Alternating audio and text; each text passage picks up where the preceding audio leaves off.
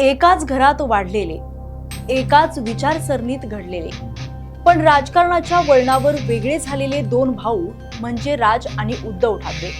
ठाकरे बंधू 2 दशकांनंतर उद्या दुपारी 12 वाजता एकत्र येण्याची घोषणा करणार आहेत. हा केवळ राजकीय निर्णय नाही, तर मुंबईच्या राजकारणाला नवी दिशा देणारा क्षण ठरणार आहे. हा क्षण केवळ युतीची घोषणा करणारा नसून दोन भावांच्या तुटलेल्या नात्याचा, वेगळ्या वाटेचा आणि पुन्हा एकदा एकत्र येण्याच्या राजकीय गरजेचा साक्षीदार असणार आहे. आणि निमित्त आहे मुंबई महापालिका निवडणूक. ही गोष्ट आहे सत्तेची, अस्तित्वाची आणि मराठी मतदारांच्या राजकारणाची. 2 दशकांनंतर एकत्र येणारे ठाकरे बंधू इतिहास घडवणार का? आणि ठाकरे बंधूंची युती महायुतीसाठी कशी आव्हान ठरेल, त्याची स्टोरी या व्हिडिओत पाहू.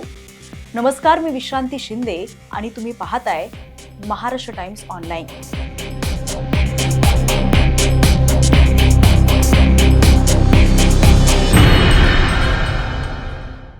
साल 2006. राज ठाकरे शिवसेनेतून बाहेर पडले आणि महाराष्ट्र नवनिर्माण सेनेची स्थापना केली. कारण स्पष्ट होतं, शिवसेनेत आपल्याला योग्य स्थान मिळत नाही, अशी राज यांची भावना होती. उद्धव ठाकरे संघटना सांभाळत होते, तर राज आक्रमक भाषणं, रस्त्यावरील आंदोलनांसह आपली संघटना वाढवण्यासाठी मैदानात उतरले होते. बाळासाहेब ठाकरे असताना शिवसेना हा पक्ष केवळ राजकीय संघटना नव्हती, तर ती एक चळवळ होती. बाळासाहेब हे त्या चळवळीचे केंद्रबिंदू होते. राज ठाकरे म्हणजे आक्रमकता, थेट भाषा, व्यासपीठावरून घणाघाती हल्ले. मराठी माणसाच्या अस्मितेचा मुद्दा, आंदोलनं, रस्त्यावर उतरण्याची तयारी हे मनसेचं वैशिष्ट्य. उद्धव ठाकरे मात्र संयमी, संघटना बांधणारे, युती आघाडीचं गणित समजून घेणारे नेते. 2019 मध्ये महाविकास आघाडीचं सरकार स्थापन करत त्यांनी मुख्यमंत्रीपद भूषवलं. राज ठाकरे तेव्हाही लढत होते, तर उद्धव ठाकरे सत्तेत होते.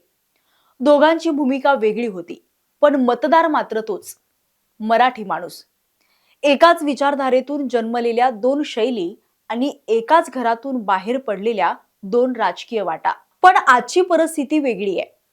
मुंबई, ठाणे, नाशिक, पुणे महापालिका या निवडणुका फक्त स्थानिक स्वराज्य संस्थांच्या नाहीयेत, तर त्या राजकीय वर्चस्वाच्या लढाया आहेत.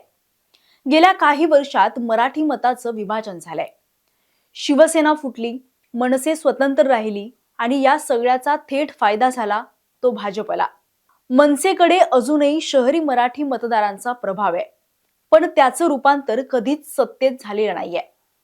उद्धव ठाकरेंकडे संघटना होती, पण एकनाथ शिंदेंनी केलेलं बंड त्यांच्यासाठी सगळ्यात मोठा राजकीय धक्का ठरला. त्यात दिल्लीपासून गल्लीपर्यंत भाजपच मोठा पक्ष असल्याने ठाकरे बंधूंसाठी आता मोठं आव्हान आहे. आणि इथेच दोघांच्या वाटा पुन्हा एकत्र येतात. ही युती भावनेतून नाही, तर राजकीय गरजेतून जन्माला येते आहे, अशी राजकीय वर्तुळात चर्चा आहे. दोघांना आपल्या पक्षाचं अस्तित्व टिकवायचं असेल, तर दोघांनाही एकत्र येण्याशिवाय पर्याय नाहीये. विधानसभा निवडणुकीतल्या पराभवामुळे दोन्ही पक्षातील कार्यकर्त्यांमध्ये निराशा आहे. या दोघांच्या एकत्र येण्यामुळे दोन्ही पक्षातील कार्यकर्त्यांचा थोडा तरी आत्मविश्वास वाढेल, असं राजकीय विश्लेषकांचं मत आहे. या दोघांच्या परस्पर विरोधी भूमिकेविरोधात एकमेकांकडे गेलेला मतदार दोघं एकत्र आले तर मतं एकमेकांकडे ट्रान्सफर होतील का, हाही प्रश्न आहे. उद्धव बाळासाहेब ठाकरे शिवसेना या नावावर आणि नवीन चिन्हासह उद्धव ठाकरे विधानसभेच्या निवडणुकीत उतरले होते. खरं तर ही त्यांच्यासाठी अग्निपरीक्षाच होती. उद्धव ठाकरे गटाने राज्यात 95 जागांवर उमेदवार उभे केले होते, पण त्यांना केवळ 20 जागांवरच विजय मिळवता आला. त्यातील 10 जागा या मुंबईतील होत्या. तर दुसरीकडे एकनाथ शिंदे यांच्या नेतृत्वाखाली शिवसेनेने 81 जागांवर उमेदवार दिले आणि 57 जागांवर विजय मिळवला. महाविकास आघाडीतील मित्र पक्षांनाही अपेक्षित यश मिळालं नाही. तर दुसरीकडे महाराष्ट्र नवनिर्माण सेनेचा आलेख गेल्या 2 विधानसभा निवडणुकीपासून सातत्यानं घसरल्याचं दिसून आलंय. पक्ष स्थापनेपासून मराठीच्या झंझावातावर मनसेने मोठा विजय मिळवला होता. 2009 मधील निवडणुकीत मनसेने 13 जागांची कमाई केली होती, तर 2014 मध्ये त्यांना एकाच जागेवर समाधान मानावं लागलं होतं.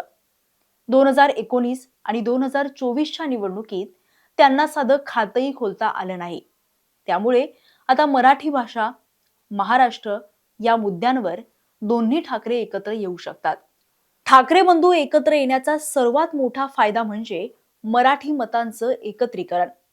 आजपर्यंत भाजप विरोधात मतं विभागली जात होती. राज ठाकरे वेगळे, उद्धव ठाकरे वेगळे आणि फायदा तिसऱ्या शक्तीला. पण दोघं एकत्र येणं म्हणजे मुंबईत थेट महायुती समोरच मजबूत आव्हान उभं राहू शकतं. मनसे कार्यकर्त्यांना पुन्हा राजकीय महत्त्व मिळू शकतं. उद्धव गटाला शहरी भागात पुन्हा एकदा ग्राउंड स्ट्रेंथ मिळू शकतं. आणि सर्वात महत्त्वाचं म्हणजे मराठी अस्मितेचा मुद्दा पुन्हा केंद्रस्थानी येऊ शकतो. 2017 मधील मुंबई महापालिका निवडणुकीत एकत्रित शिवसेनेने 84 जागा जिंकल्या होत्या, तर भाजपने 82 जागा जिंकल्या होत्या. मनसेला एकही जागा जिंकता आली नव्हती. भाजपने विधानसभेत मोठी झेप घेतलेली आहे. मुंबईत पक्षाचं मजबूत जाळं तयार केलेलं आहे. त्यामुळे मनसे आणि उद्धव ठाकरे गटासमोर मोठं आव्हान असेल. आता प्रश्न हा आहे की युती झाल्यास सगळं सोपं आहे का? तर उत्तर स्पष्ट आहे, नाही. कारण सगळ्यात मोठा प्रश्न आहे नेतृत्वाचा. मुख्य चेहरा कोण, निर्णय कोण घेणार? राज यांची आक्रमक भूमिका उद्धव ठाकरे स्वीकारणार का? उद्धव यांचं संयमी राजकारण राज यांना मान्य असेल का?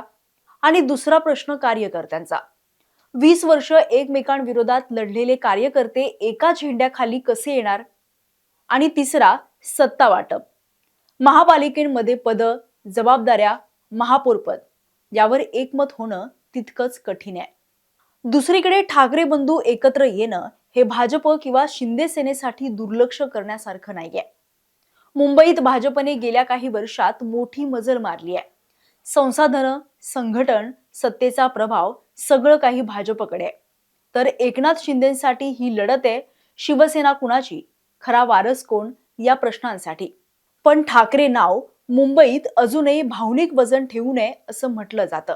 ही लढत भाजपसाठी सोपी नाहीये, पण ठाकरे बंधूंसाठीही ही युती सोपी ठरणार नाहीये.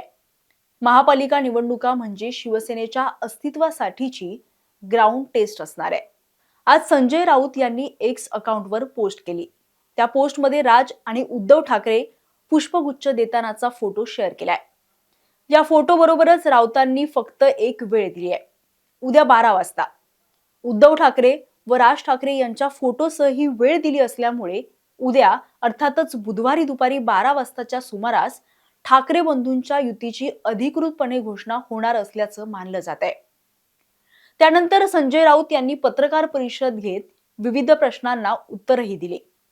मुंबई, ठाणे, कल्याण डोंबिवली, मीरा भाईंदर, नाशिक आणि पुणे या महापालिकांसाठी एकत्र येण्याची घोषणा होऊ शकते असंही त्यांनी म्हटलं. त्याच वेळी उद्या फक्त युतीची घोषणा केली जाणार असून नंतर टप्प्याटप्प्याने जागा वाटप जाहीर केलं जाईल अशीही शक्यता आहे. उद्धव ठाकरेंकडे संघटना आहे, राज यांच्याकडे नरेटिव्ह उभं करण्याची ताकद आहे. दोघांना महापालिका निवडणूक कशी लढवावी हेही माहिती आहे. सोबत आदित्य आणि अमित हे दोन्ही बंधू एकत्र असल्याने तरुणांमध्ये चांगला प्रतिसाद देखील मिळू शकतो. दोघही एकत्र येऊन महायुती समोर आव्हान देखील उभं करू शकतात. पण आज एक गोष्ट नक्की आहे, मुंबईचं राजकारण पुन्हा एकदा ठाकरे नावाभोवती फिरायला लागलंय.